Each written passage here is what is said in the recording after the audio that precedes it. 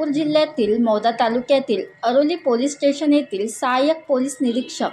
स्नेहल राऊत, ठाणेदार police station Aroli यांच्या आदेशाने police अंमलदार Sandeep वाजनघाटे, police अंमलदार Rakesh Raut हे किरणापूर फाटा रामटेक ते तुमसर रोड येथे नाकाबंदी व पेट्रोलिंग करीत असताना सकाळच्या सुमारास तुमसर रोडनी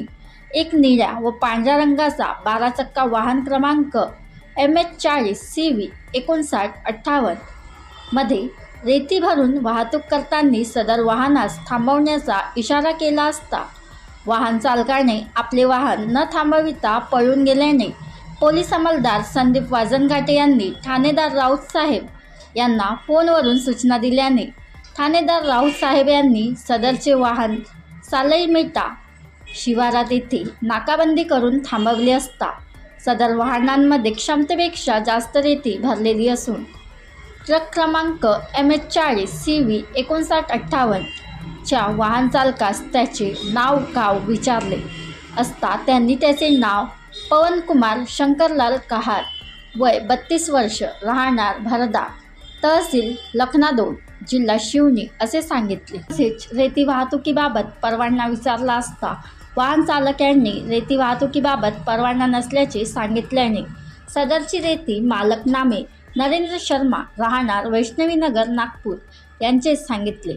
वरून नाकाडोंगरी, गोबरवाई, टाकळी, जिल्हा भंडारा घाटातून चोरी करून आणल्याचे सांगितले। सदर ट्रक क्रमांक MH40 CV 5958 किमती 30,24,000 व ट्रकमध्ये अंदाजे 8 ब्रास रेती किमती 24,000 असा असून 30,24,000 रुपयाचा माल जप्त करून ट्रक चालक आरोपी पवनकुमार शंकरलाल कहार, वय 32 वर्ष, राहणार भरदा, तहसील लखना 2, जिल्हा शिवनी व ट्रक मालक नरेंद्र शर्मा, राहणार वैष्णवनगर, नागपूर यांच्या विरुद्ध अपराध क्रमांक 250/2024 कलम 303(2) भारतीय न्याय संहिता 2023 सह कलम 48(7), 48(8), महाराष्ट्र जमीन महसूल संहिता 1966 सह कलम 4(21), खाण आणि खनिजे अधिनियम 1957 सह कलम 3, सार्वजनिक संपत्ती नुकसान प्रतिबंधक अधिनियम 1984 अन्वये गुन्हा नोंद करून सदरची कारवाई पोलीस अधीक्षक हर्ष पोद्दार, अप्पर पोलीस अधीक्षक रमेश धुमाळ, उपविभागीय पोलीस अधिकारी रमेश बरकटे, विभाग रामटेक यांच्या मार्गदर्शनाखाली सहाय्यक पोलीस निरीक्षक स्नेहल राऊत, ठाणेदार पोलीस स्टेशन अरोली यांच्या मार्गदर्शनाखाली पुढील तपास सुरू आहे। छबिलाल गिरेपुंजे, राज्य प्रतिनिधी, नागपूर।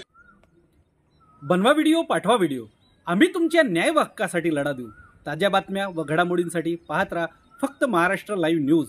आजच आमच्या चॅनलला सबस्क्राईब करा, शेअर करा, कमेंट करा आणि हो, बेल आयकॉन दबायला विसरू नका। जय महाराष्ट्र।